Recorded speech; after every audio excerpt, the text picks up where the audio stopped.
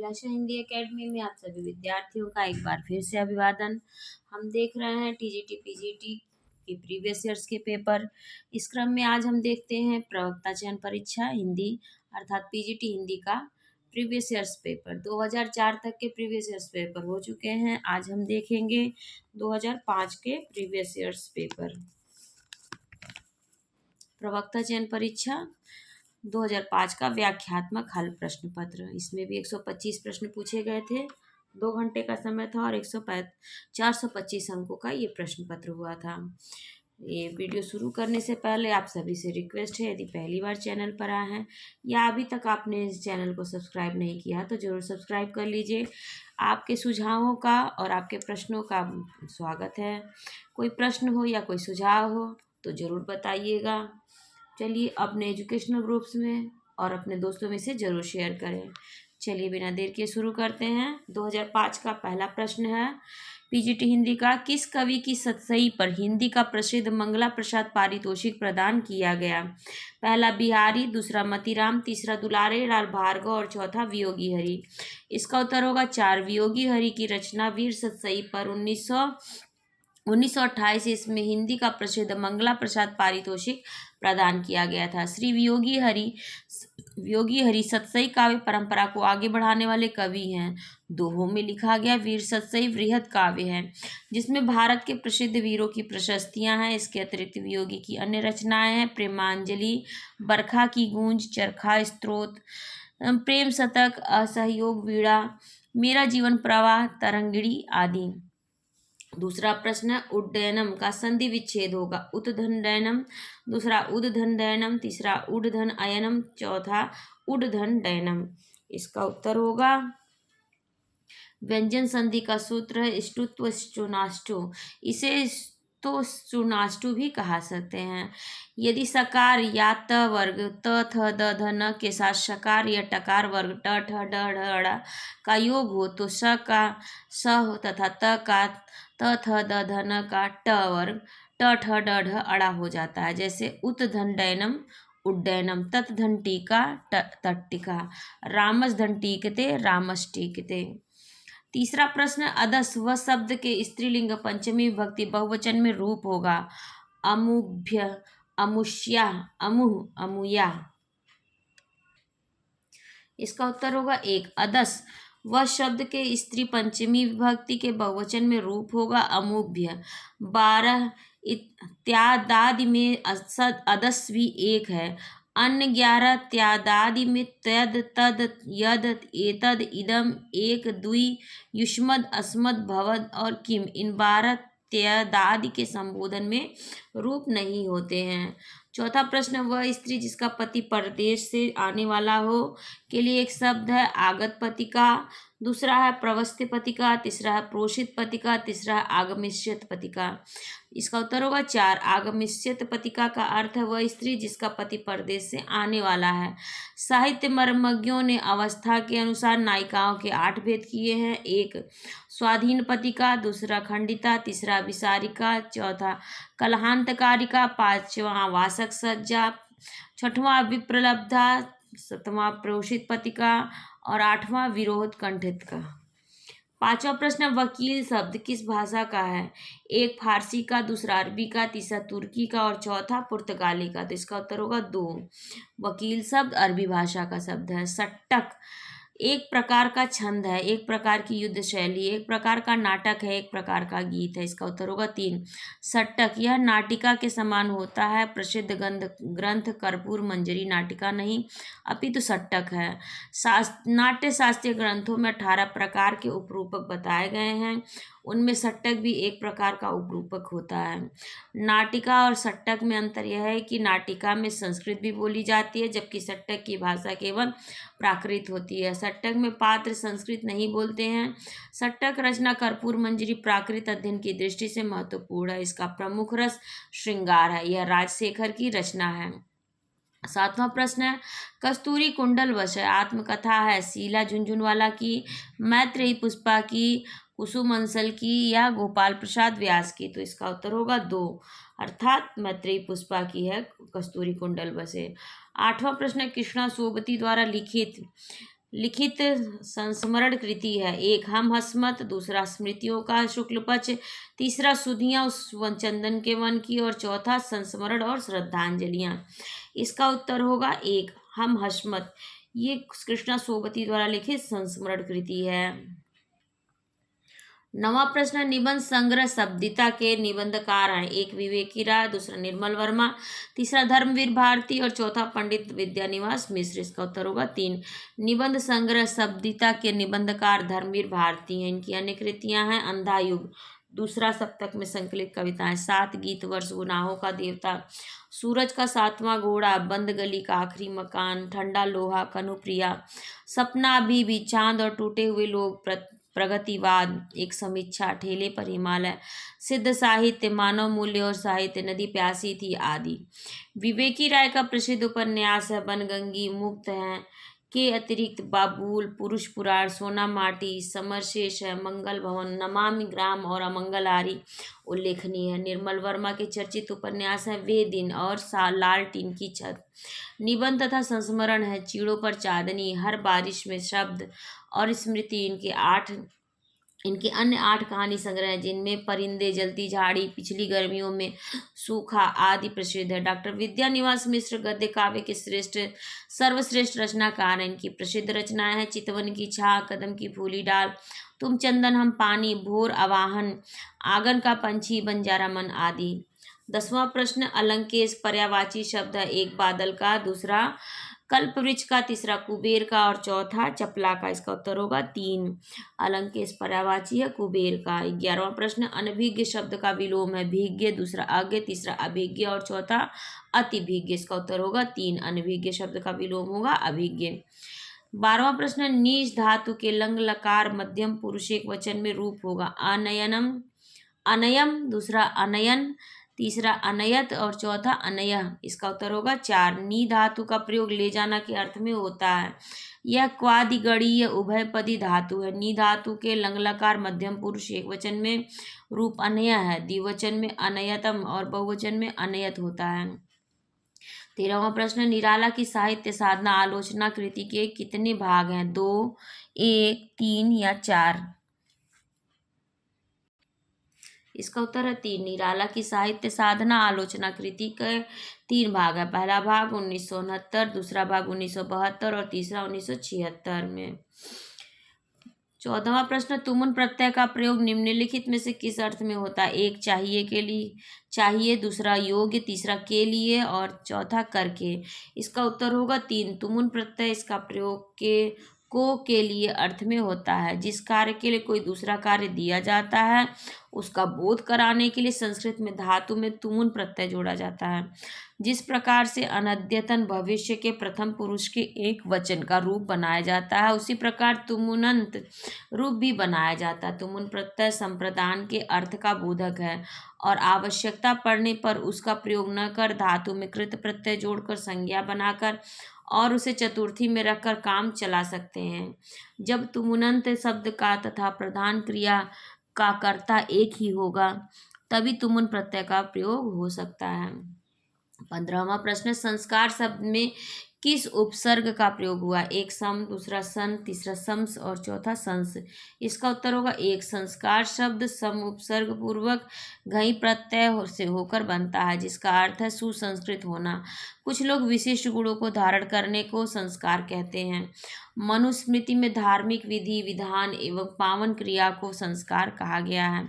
संस्कार संख्या में 16 होते हैं। गर्भाधान, पुंसवन, सीमांतोन्नयन, जातकर्म, नामकरण, निष्क्रमण, अन्नप्राशन, चूड़ाकर्म, विद्यारंभ, कड़ भेदन, उपनयन, वेदारंभ, केशांत, समावर्तन, विवाह, अंत्येष्टि। 16वां प्रश्न, गांव के चारों ओर जल है। उपर्युक्त वाक्य का निम्नलिखित में से कौन सा संस्कृत अनुवाद सही होगा? 1 ग्रामम परितः जलमस्ति, दूसरा ग्रामस्य परितः जलमस्ति, तीसरा ग्रामस्य चहुदिशासु जलमस्ति, चौथा ग्रामस्य चहुदिशास जलम सन्ति। इसका उत्तर होगा 1 अमितः परितः समया निक्सा हा प्रतियोगे अपि अभितः मतलब सब तरफ, परितः मतलब चारों तरफ, समय अर्थात निकट, निकषा अर्थात निकट, हा तथा प्रति की तरफ, के योग में द्वितीया विभक्ति होती है। इस नियम के आधार पर गांव के चारों ओर जल है का संस्कृत में द्वितीया विभक्ति होगी और अनुवाद होगा ग्रामम परितः जलम अस्ति। इसी प्रकार ग्रामम परितः आम्रवृक्षाः सन्ति, गांव के चारों ओर आम के वृक्ष हैं। विद्यालय निकषा समया व नदी अस्ति, विद्यालय के पास नदी है। 17वां प्रश्न, सुधन आगतम अर्थात स्वागतम, इस संधि में निम्नलिखित में से कौन सा सूत्र लागू होगा? एक अकः सवर्णे दीर्घा, दूसरा आद गुण, तीसरा इको यड़ची या चौथा विधिरेची। इसका उत्तर होगा 3 इको यड़ची। यदि ह्रस्व या दीर्घ ई उ री तथा री वर्ण के आगे कोई असवर्ण विजातीय स्वर आए तो ई उ री के स्थान पर क्रमशः य व र लव हो जाता है। उ का व सु धन आगतम स्वागतम, ई का य इति धन आदि इत्यादि, री का र मातृधन आदेश मात्रादेश, री का ल री धन आकृति लाकृति। 18वां प्रश्न, स्तोष चुनाश्चु सूत्र के अनुसार च्युत्व संधि का निम्नलिखित में से कौन सा उदाहरण सही है? एक रामस धन चिनौती रामस चिनौती, दूसरा रामस धन टीकते रामस टीकते, तीसरा रामस धन षष्ठ रामस षष्ठ, चौथा उपर्युक्त में से कोई नहीं। इसका उत्तर होगा 1 स्तुनाश्चु च्युत्व में यदि सकार और त वर्ग त थ द ध न के बाद या पूर्व में सकार या च वर्ग च छ ज झ इया आवे तो स का श त का त थ द ध न को च वर्ग च छ ज झ इया हो जाता है। जैसे रामस धन चिनोती रामस चिनोती, हरिश धन सेते हरिष्येते, सत धन चरित्रम सच्चरित्रम, सत धन चित सच्चित, तत धन च तच्च। 19वां प्रश्न है, आचार्य भरत मुनि के बाद रस निष्पत्ति को लेकर मुख्य रूप से जिन विद्वानों ने रस के विषय में अपने विचार दिए हैं उनके नामों का कौन सा क्रम सही है? एक भट्ट लुल्लठ भट्ट शंकुक भट्ट नायक अभिनव गुप्त, दूसरा अभिनव गुप्त भट्ट नायक भट्ट शंकुक भट्ट लुल्लठ, तीसरा भट्ट नायक भट्ट शंकुक भट्ट लुल्लठ अभिनव गुप्त, तीसरा भट्ट शंकुक महालुल्लठ भट्ट लुल्लठ भट्ट नायक और अभिनव गुप्त। इसका उत्तर है 1 आचार्य भरत मुनि के बाद रस निष्पत्ति को लेकर मुख्य रूप से जिन विद्वानों ने रस के विषय में अपने विचार दिए हैं उनके नामों का सही क्रम है भट्ट लुल्लठ भट्ट शंकुक भट्ट नायक और अभिनव गुप्त। भरत मुनि ने विभाव अनुभाव और व्यभिचारी भाव के संयोग से रस की निष्पत्ति मानी है। विभावानुभाव या व्यभिचारी संयोगाद रस निष्पत्ति। भट्ट लुल्लठ उत्पत्तिवादी आचार्य है, इन्होंने भरत सूत्र में आए संयोग शब्द का अर्थ संबंध और निष्पत्ति शब्द का अर्थ उत्पत्ति बताया है। भट्ट शंकुक का मत है अनुमितिवाद के नाम से प्रसिद्ध है, उन्होंने संयोग का अर्थ गम्य गमक भाव संबंध तथा निष्पत्ति का अर्थ अनुमिति बताया है। भट्ट नायक का मत भुक्तिवाद के नाम से प्रसिद्ध है, इन्होंने संयोग का अर्थ भोज्य भोजक भाव संबंध एवं निष्पत्ति का अर्थ भुक्ति बताया है। अभिनव गुप्त अभिव्यक्तिवादी आचार्य थे, उनका मत अभिव्यक्तवाद के नाम से प्रसिद्ध है और अभिनव गुप्त ने संयोग का अर्थ व्यंजक भाव और निष्पत्ति का अर्थ अभिव्यक्ति बताया है। 20वां प्रश्न, माँ के सूची उपकारों का जीवन में अंत नहीं है, निस्वार्थ साधना पथ पर माँ जैसा संत नहीं है। उपर्युक्त काव्य पंक्तियों में मुख्य रूप से कौन सा अलंकार लक्षित हो रहा है? एक विभावना, दूसरा विशेषोक्ति, तीसरा प्रतीप, चौथा अनन्वय। इसका उत्तर होगा 3 उपमेय से उपमान की हीनता का वर्णन होने पर प्रतीप अलंकार होता है। जैसे उपर्युक्त उदाहरण में उपमेय माँ के सूची उपकारों का से उपमान निस्वार्थ साधना की हीनता का वर्णन है, इसलिए यहाँ प्रतीप अलंकार है। विभावना अलंकार वहाँ होता है जहाँ कारण के बिना कार्य की उत्पत्ति हो किंतु कारण के रहने पर भी कार्य उत्पन्न न होना विशेषोक्ति अलंकार कहलाता है। इसी प्रकार जहाँ एक ही वर्तमान पदार्थ उपमान और उपमेय दोनों हो वहाँ अनन्वय अलंकार होता है, जैसे चंद्रमा चंद्रमा के समान है। 21वां प्रश्न, मन की उत्तप्त वेदना का मन ही मन में बहती थी, कुछ मौन चुप रहकर अंतर मन में कुछ मौन व्यथा कहती थी।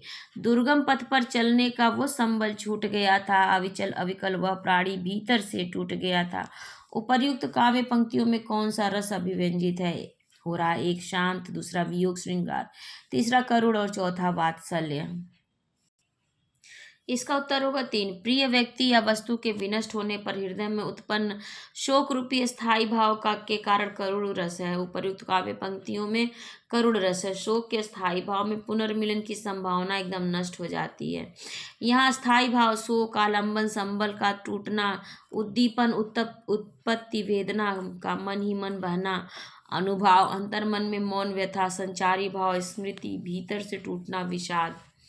22वां प्रश्न है, अर्थबोध कराने के संदर्भ में निम्नलिखित में से कौन सा कथन सत्य है? एक, अभिधा शब्द शक्ति लक्षणा पर आश्रित होती है। दूसरा, लक्षणा शब्द शक्ति व्यंजना पर आश्रित होती है। तीसरा, अभिधा शब्द शक्ति लक्षणा व व्यंजना दोनों पर आश्रित होती है। चौथा, लक्षणा एवं व्यंजना दोनों शब्द शक्तियाँ अभिधा पर आश्रित होती हैं। इसका उत्तर है 4। लक्षणा और व्यंजना अर्थबोध कराता है, जैसे गंगायाम घोषा। इस उदाहरण में गंगा शब्द अभिधा शक्ति की के द्वारा प्रवाह रूप वाच्यार्थ, लक्षण के द्वारा तीर रूप लक्ष्यार्थ और व्यंजना शक्ति के द्वारा सत्य पावनत्व रूप व्यंग्यार्थ का ज्ञान कराता है। संकेतित अर्थ का बोध कराने वाली शक्ति को अभिधा वृत्ति कहते हैं। जब शब्द मुख्यार्थ का बोध करके उस मुख्यार्थ से संबंधित जो दूसरा अर्थ ग्रहण किया जाता है उसे लक्ष्य अर्थ कहते हैं। इस लक्ष्यार्थ का बोध कराने वाली शक्ति को लक्षणा शक्ति कहते हैं। 23वां प्रश्न है, हम जो कुछ देख रहे हैं सुंदर है, सत्य नहीं। यह दृश्य जगत भाषित है, बिन कर्म शिवत्व नहीं। इस उपर्युक्त काव्य पंक्तियों में निम्नलिखित में से कौन सा छंद है? एक, 14 मात्राओं की यति से 28 मात्राओं का मात्रिक छंद। दूसरा, 10 वर्णों की यति से 20 वर्णों वाला वर्णिक छंद। तीसरा, 13 मात्राओं की यति से 26 मात्राओं वाला मात्रिक छंद। चौथा, 15 मात्राओं की यति से 30 मात्राओं का मात्रिक छंद। इसका उत्तर होगा 1, मात्रिक छंद। हरिगीतिका 14 मात्राओं की यति से 28 मात्राओं वाला मात्रिक छंद के अंत में लघु दीर्घ होता है। प्रस्तुत उदाहरण में 14 मात्राओं की यति में दीर्घ है। हम जो कुछ देख रहे हैं सुंदर है, सत्य नहीं है। यह दृश्य जगत भाषित है, बिन कर्म शिवत्व नहीं है। ये मात्राओं को लगाकर यहाँ पर सिद्ध कर दिया गया है। 24वां प्रश्न, जब द्रास बटालिक टाइगर हिल्स की सीमा लगी लरजने, जब शहादत लेते हिमगिरी की चट्टाने लगी गरजने, तब जाग उठे ये शेर बबर, पौरुष हुंकार उठा था, मातृभूमि की बलिवेदी पर लहू पुकार उठा था। उपयुक्त काव्य पंक्तियों में कौन सा काव्य गुण व्यंजित हो रहा है? एक, माधुर्य ओज। दूसरा, ओज। तीसरा, प्रसाद। चौथा, उपयुक्त तीनों। इसका उत्तर होगा 2। काव्य गुण उद्धृत काव्यांश में काव्य गुण वीर रस है, जिसका स्थायी भाव ओज है। पराक्रम, प्रदर्शन की भावना, युद्ध अथवा अन्य दुष्कर कार्य करने के लिए हृदय में काव्य के द्वारा जो उत्साह ओज का भाव जागृत होता है, उसी से वीर रस की सृष्टि होती है। उद्धृत पद्यांश में आलंबन, बटालिक टाइगर हिल की सीमा पर लरजना, उद्दीपन, चट्टानों का गरजना, अनुभव, पौरुष का अहंकार, संचारी भाव, मातृभूमि के लिए लहू की पुकार, अस्थायी भाव ओज है। 25वां प्रश्न, कंकड़ क्वड़ित रणित नुपुर थे, हिलते थे छाती पर हार, मुखरित था कलरव गीतों में, स्वर लय का होता अभिसार, बिछुड़े तेरे सब आलिंगन, पुलक स्पर्श का पता नहीं, मधुमय चुंबन कातरताएं आज न मुख को सता रही। उपर्युक्त काव्य पंक्तियों में कौन सा काव्य दोष लक्षित हो रहा है? एक, काल दोष। दूसरा, वचन दोष। तीसरा, लिंग दोष और चौथा, च्युत संस्कृति दोष। तो देखिए, काव्य गुणों और काव्य दोषों पर और काव्य शक्तियों पर, शब्द शक्तियों पर मेरे चैनल पर बहुत अच्छी वीडियो है। एक बार आप लोग देख लेंगे तो ये सब बहुत अच्छे से समझ में आने लगेगा। इसका उत्तर होगा 2, वचन दोष है। इन पंक्तियों में वचन दोष है। पुलक स्पर्श का पता नहीं, मधुबन चुंबन कातरताएं आज न मुख को सता रही, ये सब वचन दोष है। 26वां प्रश्न, निम्नलिखित भाषा की प्रमुख प्रकृति कौन सी है? एक, सरलता से क्लिष्टता की ओर। दूसरा, जटिलता से सरलता की ओर। तीसरा, भावों से विचारों की ओर और चौथा, विचारों से भावों की ओर। इसका उत्तर है 2, जटिलता से सरलता की ओर। भाषा की प्रमुख प्रकृति यह है कि वह निरंतर जटिलता से सरलता की ओर उन्मुख होती है। अपने इसी स्वभाव के कारण उसका निरंतर विकास और विस्तार होता रहता है। उदाहरणार्थ संस्कृत भाषा को ले तो विश्व की समस्त भाषाएं संस्कृत भाषा से निकली प्रतीत होती हैं। हिंदी भाषा भी संस्कृत भाषा से निश्रित है। भाषा का साधारणीकरण उसकी ग्राह्यता है। भाषा कठिनता से सरलता और स्थूलता से सूक्ष्मता की ओर विकसित होती है। भारतीय आर्य भाषा में सरलीकरण की प्रवृत्ति जारी है। परिनिष्ठित हिंदी में परिवर्तन का क्रम जितना तेज रहा है उतना अन्य भाषाओं में नहीं हुआ है। हिंदी में व्याकरणिक रूप रचना अधिक आसान हुई है। कारकों के स्थान पर परसर्गों के प्रयोग के कारण कारकीय रूप रचना समाप्त हो गई है। केवल शब्दों के दो रूप अविकारी और विकारी अवशिष्ट हैं। 27वां प्रश्न, चरणदास चोर किसकी नाट्य कृति है? एक मुद्रा राक्षस, दूसरा बलराज पंडित, तीसरा हबीब तनवीर और चौथा नागदोषों। इसका उत्तर होगा 3, अर्थात कि हबीब तनवीर का की रचना है, काव्य कृति है, नाट्य कृति है चरणदास चोर। 28वां प्रश्न, निम्नलिखित में से कौन सी रचना लघुत्रयी में नहीं है आती है?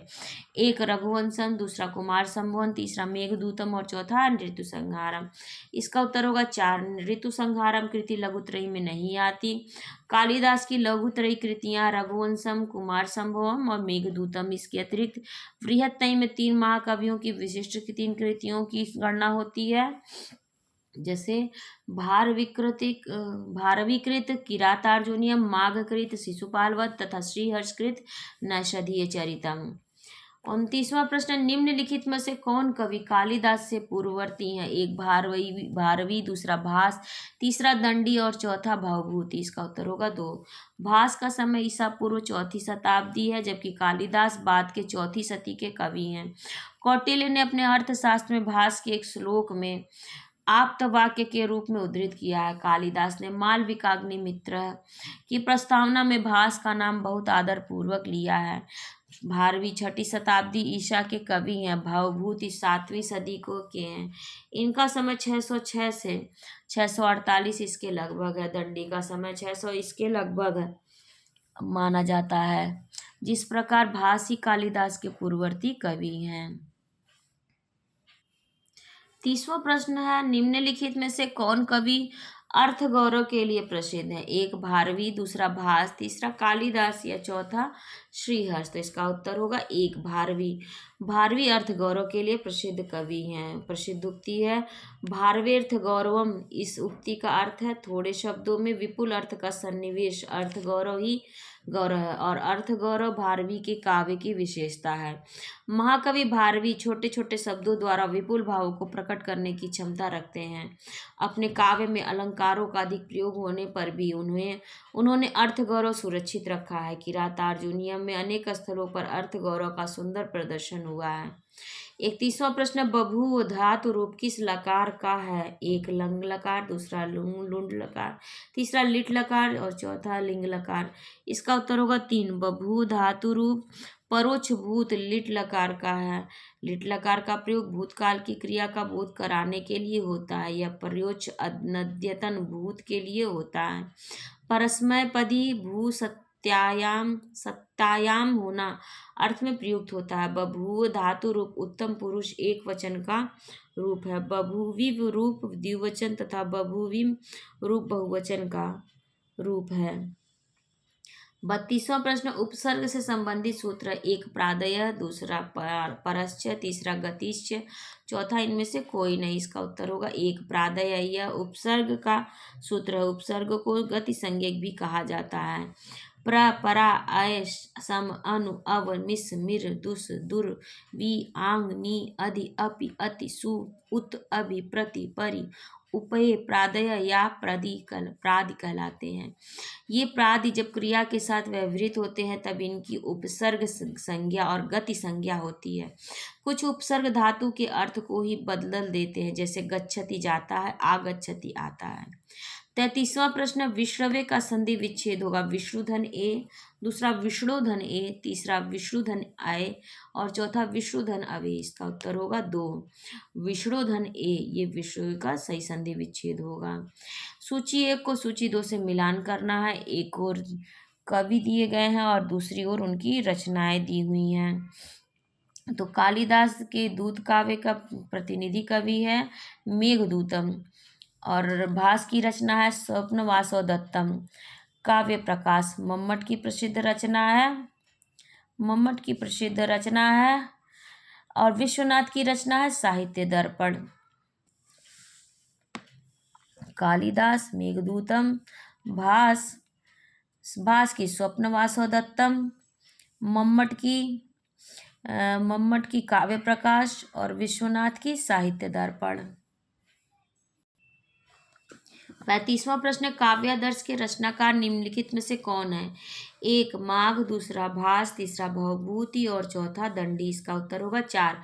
काव्यादर्श संस्कृत साहित्य की महत्वपूर्ण कृति है। काव्यादर्श दंडी की परिपक्व अवस्था की कृति है। दंडी ने काव्यादर्श में महाराष्ट्रीय, प्राकृत और वैदर्भी रीति की प्रशंसा की है। दंडी की अन्य रचनाएं हैं दस कुमार चरितम, अवंती सुंदरी कथा, छंदो विचित, कला परिच्छेद, द्विसंधान काव्य आदि। 36वां प्रश्न, निम्नलिखित में से कौन सी कृति कालिदास कृत नहीं है? एक कुमार संभवन, दूसरा काव्य ज्ञान शाकुंतलम, तीसरा उत्तर रामचरितम और चौथा रघुवंशम। इसका उत्तर होगा 3। उत्तर रामचरितम भवभूति की कृति है। भवभूति की अन्य महत्वपूर्ण कृतियां हैं महावीर चरितम, दूसरा मालती माधव, तीसरा उत्तर रामचरितम और चौथा महावीर चरितम का स्रोत रामायण है, जबकि मालती माधव कवि कल्पित कृति है। कालिदास की कृतियां कुमार संभवम है, विज्ञान शाकुंतलम, रघुवंशम के अतिरिक्त मेघदूतम और मालविकाग्नि मित्रम है।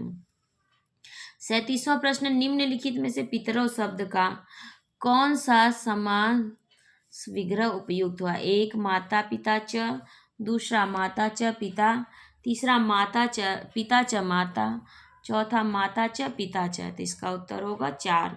पितरों का उपयुक्त समास विग्रह होगा माता च पिता च। यहाँ माता के साथ पिता का प्रयोग हुआ है। 2 पदों में द्वंद्व समास होने पर पितृपद शेष रहता है, इसलिए 2 का प्रतिपादिक होने से द्विवचन पितरौ रूप सिद्ध हुआ है।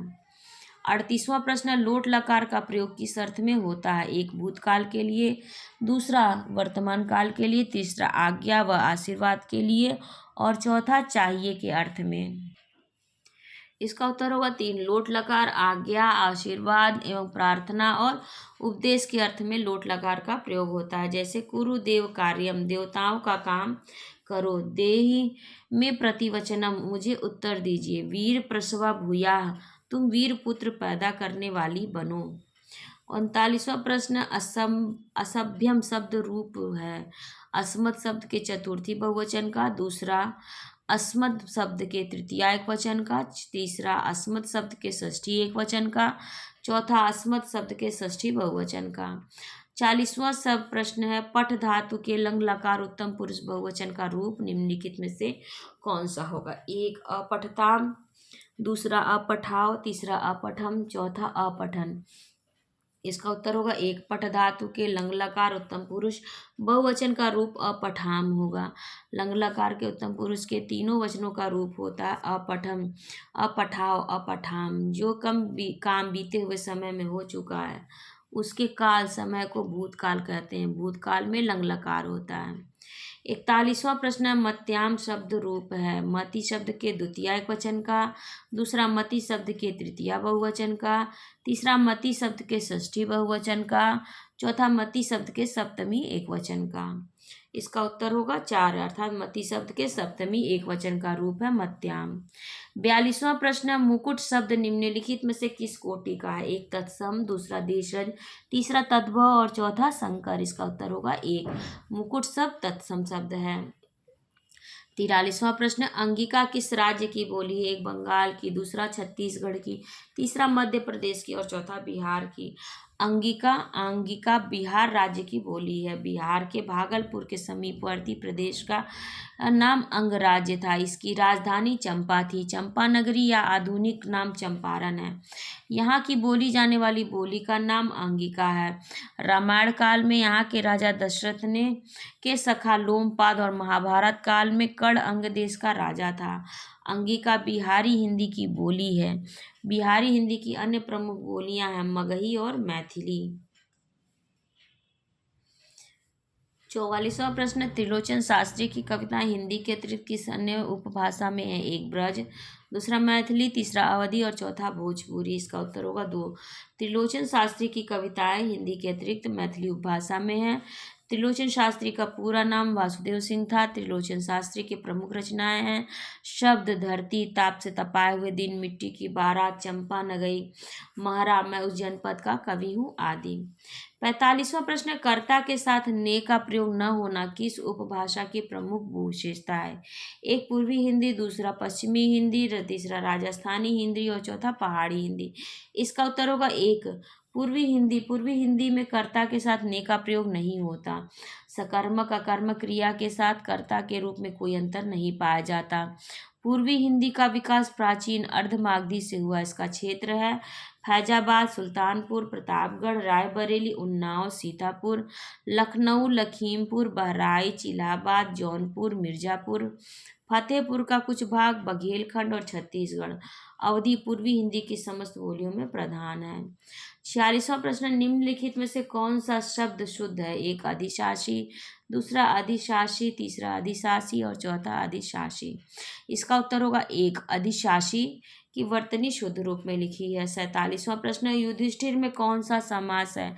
एक तत्पुरुष समास, दूसरा बहुव्रीहि समास, तीसरा अलुक, चौथा कर्मधारय। इसका उत्तर होगा 3 अलुक समास। ऐसे समास जिसमें पूर्व पद की विभक्ति का लोप नहीं होता उनको अलुक समास कहते हैं। अलुक समास के केवल ऐसे उदाहरण हैं जो साहित्य में पूर्व ग्रंथकारों के ग्रंथों में मिलते हैं। इसके अतिरिक्त किसी समास में विभक्ति प्रत्यय का लोप न करने का हम लोगों को अधिकार नहीं। उदाहरण युधिष्ठिर, युद्ध धन स्थिर, अलुप तत्पुरुष, जनुसांध, जन्म से, जन्मांध, अंतेवासी, शिष्य, सरसिजुम, कमल आदि। 48वां प्रश्न, कवि का स्त्रीलिंग है? कवयित्री, कवित्री, कवयित्री या कवित्री।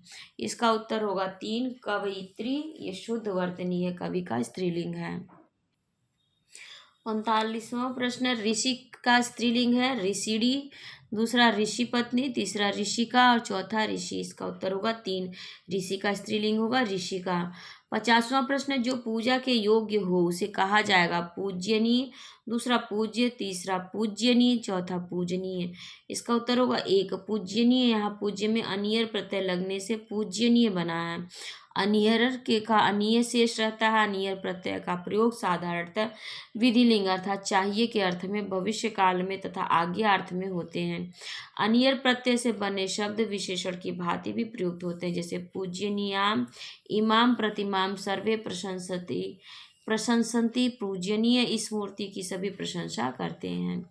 51वां प्रश्न, निम्नलिखित में से कौन सा शब्द अशुद्ध है? एक अभिज्ञ, दूसरा अभिज्ञ, तीसरा विज्ञ और चौथा अनभिज्ञ। इसका उत्तर होगा 2 अभिज्ञ का विपरीतार्थक अनभिज्ञ और अज्ञ का विपरीतार्थक विज्ञ होता है। अभिज्ञ विज्ञ एवं अनभिज्ञ शुद्ध है तथा विज्ञ अशुद्ध है। निम्नलिखित में से कौन सा अल्प विराम चिन्ह है? देखिए आपको 4 ऑप्शन 1 में दिखाएगा, ऑप्शन 2, ऑप्शन 3 और ऑप्शन 4 में पूर्ण विराम दिया हुआ है। अल्प विराम का चिन्ह बनाया गया है ऑप्शन 3 में। विराम चिन्ह किसी भी भाषा में विचारों की जटिलता और भावों का उतार चढ़ाव समझे बिना भाषा के तत्व को समझना कठिन है। इसके लिए विराम आदि चिन्हों की सहायता लेना आवश्यक है। विराम का अर्थ होता है रुकना या ठहरना। हर्ष, विषाद, प्रसन्नता, आश्चर्य आदि का प्रकटीकरण लिखित भाषा में कराने हेतु शब्दों और वाक्यों के अंत में लगने वाले ऐसे चिन्हों को विराम चिन्ह कहते हैं। मुख्य विराम चिन्ह अल्प विराम। देखिए अल्प विराम का चिन्ह इस तरह से बना हुआ है, कॉमा, अर्ध विराम, कॉमा, ऊपर एक बिंदी रहती है, उपविराम मतलब कि 2 बिंदियां दी जाती हैं विसर्ग के तरह। चौथा पूर्ण विराम मतलब सीधी खड़ी फाई। प्रश्न सूचक का चिन्ह, विस्मय सूचक एक चिन्ह और नीचे बिंदी और संयोजक चिन्ह एक डॉट बनाते हैं मतलब डैश बनाते हैं। विवरण चिन्ह और उद्धरण चिन्ह डबल इन्वर्टेड कॉमा को कहते हैं। 53वां प्रश्न, संज्ञाओं के साथ आने वाली विभक्तियों को क्या कहा जाता है? एक संश्लिष्ट, दूसरा विशिष्ट, तीसरा शिष्ट और चौथा उपयुक्त में से कोई नहीं। इसका उत्तर होगा 2 विशिष्ट। संज्ञाओं के साथ आने वाली विभक्तियों को विशिष्ट कहते हैं। 54वां प्रश्न, राजशेखर की निम्नलिखित रचनाओं में से कौन सी रचना अधूरी है? एक, बाल रामायण, दूसरा काव्य मीमांसा, तीसरा कर्पूर मंजरी, चौथा विदुषाल वंजिका। तो देखिए तारांकित प्रश्न है, अर्थात इस प्रश्न को डिलीट किया गया होगा। राजशेखर की उद्धृत चारों रचनाएं बाल रामायण, काव्य मीमांसा, कर्पूर मंजरी और विद्वशाल भंजिका पूर्ण है। उनकी अधूरी रचना है बाल भारत, जिसके केवल 2 अंक उपलब्ध हैं। बाल भारत में महाभारत की कथा का विशाल नाटकीय रूप है। कर्पूर मंजरी प्राकृत भाषा में लिखा गया है, सट्टक है। काव्य मीमांसा साहित्य समीक्षा से संबंध रखता है, इसमें 28 अध्याय हैं। 55वां प्रश्न, सत्यार्थे पृथगर्थायाः स्वरज्वयन् संहते क्रमेण तेने वावृत्तिर्यमर्कं विनिगद्यते। यमकीय परिभाषा किस आचार्य ने दी है? एक, मम्मट ने, दूसरा विश्वनाथ ने, तीसरा राजशेखर ने, चौथा उपर्युक्त में से किसी ने नहीं। इसका उत्तर होगा 2। विश्वनाथ ने अपने ग्रंथ साहित्य दर्पण में यमक की उद्धृत परिभाषा दी है। साहित्य दर्पण में मम्मट के काव्य प्रकाश की हर बात का खंडन किया गया है। दर्पण का कार्य प्रकाश का प्रतिक्षेप करना है। साहित्य दर्पणकार विश्वनाथ ने अपने दर्पण द्वारा काव्य प्रकाशकार मम्मट के प्रकाश का प्रतिक्षेप कर साहित्य के विद्यार्थियों की दृष्टि में चकाचौंध उत्पन्न करने का प्रयास किया है। काव्य प्रकाश और साहित्य दर्पण के समान राजशेखर का ग्रंथ काव्य मीमांसा में भी साहित्य की समीक्षा की गई है। 56वां प्रश्न, हिंदी भाषा में वचन कितने प्रकार के होते हैं? तो उत्तर होगा एक है 3, दूसरा है 2, तीसरा है 4 और चौथा है 5। तो इसका उत्तर होगा 2। हिंदी में केवल 2 वचन होते हैं, एक वचन और बहुवचन। संस्कृत में 3 वचन होते हैं, एक वचन, द्विवचन और बहुवचन। संज्ञा सर्वनाम आदि की संख्या बतलाने वाले रूप वचन कहलाते हैं। जाति के अर्थ में एक वचन का प्रयोग होता है, जैसे मनुष्य जाति मरणशील है। वर्ण, गण, समुदाय, चतुष्ट आदि शब्द बहुत्व होते हुए भी एक वचन में प्रयुक्त होते हैं, जैसे शिक्षकगण, छात्रगण आदि। समाहार द्विगु बहुत्व बोधक होते हुए भी एक वचन प्रयुक्त होता है। 57वां प्रश्न, लिंग की दृष्टि से दही क्या है? एक, स्त्रीलिंग, दूसरा पुल्लिंग, तीसरा नपुंसकलिंग और चौथा उभयलिंग। इसका उत्तर होगा 2। दही पुल्लिंग शब्द है। दही का प्रयोग पुल्लिंग में होता है। नियमानुसार इकारांत संज्ञा शब्द स्त्रीलिंग में आते हैं, जैसे नदी, रोटी, पाती, टोपी, मिठाई, सगाई, उदासी, चिट्ठी आदि। इस नियम के अपवाद स्वरूप दही, मोती, घी का प्रयोग पुल्लिंग में होता है। 58वां प्रश्न, वर्तनी की दृष्टि से कौन सा शब्द सही है? एक, ज्योत्सना, दूसरा ज्योत्सना, तीसरा ज्योतिष्ना, चौथा ज्योत्सना। इसका उत्तर होगा ज्योत्सना वर्तनी की दृष्टि से सही वर्तनी है। 59वां प्रश्न, वर्तनी की दृष्टि से कौन सा शब्द सही है? एक, सन्यासी, दूसरा सन्यासी, तीसरा सन्यासी, चौथा सन्यासी। इसका उत्तर होगा 1। वर्तनी की दृष्टि से बलाघात के कारण सन्यासी शब्द सही है। किसी शब्द के उच्चारण में जब किसी अक्षर विशेष पर बल दिया जाता है तो वहाँ पर बलाघात होता है। बलाघात अक्षर के स्वर पर ही होता है। इसके कारण किसी प्रकार का अर्थभेद उत्पन्न नहीं होता है, क्योंकि बलाघात अर्थ या उच्चारण की अस्पष्टता के लिए होता है। बलाघात सामान्यतः संयुक्त अक्षर के पहले वाले अक्षर पर पड़ता लगता है, जैसे सन्यासी, सन, चंद्र, वृंद आदि।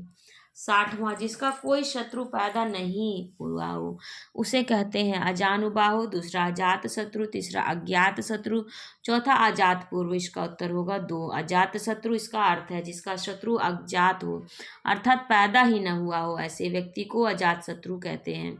अजानुबाहु का अर्थ है जिसकी भुजाएं घुटनों तक लंबी हो। अज्ञात शत्रु से तात्पर्य ऐसे शत्रु से जिसकी जानकारी न हो। अजात पूर्व का अर्थ है इसके जैसे पूर्व में पैदा ही न हुआ हो। 61वां प्रश्न, कृतज्ञ का विलोम क्या है? कठिन, दूसरा कृपण, तीसरा कृतघ्न और चौथा करुण। इसका उत्तर होगा 3। कृतज्ञ का विलोम होगा कृतघ्न। 62वां प्रश्न, निम्नलिखित में से कौन सा शब्द बादल का पर्यायवाची नहीं है? एक जलद, दूसरा नीरद, तीसरा वारिधि, चौथा मेघ। इसका उत्तर होगा 3। वारिधि का अर्थ या पर्यायवाची सागर, समुद्र है, अतः यही शब्द बादल का पर्यायवाची नहीं है। इसके अतिरिक्त जलद और नीरद शब्द जल देने के अर्थ में बादल के पर्यायवाची हैं। मेघ स्पष्टतः बादल का पर्यायवाची है। जल के पर्यायवाची के अंत में द अक्षर जुड़ने से बना शब्द बादल का पर्यायवाची बन जाता है। इसी तरह जल के पर्यायवाची के अंत में धी जुड़ने से बना शब्द समुद्र का पर्यायवाची बन जाता है। 63वां प्रश्न, कौन सा वाक्य सही है? एक, बैल और बकरी घास चरती हैं, दूसरा बैल और बकरी घास चरते हैं, तीसरा बैल और बकरी घास चरता है, चौथा बैल और बकरी घास चरती है।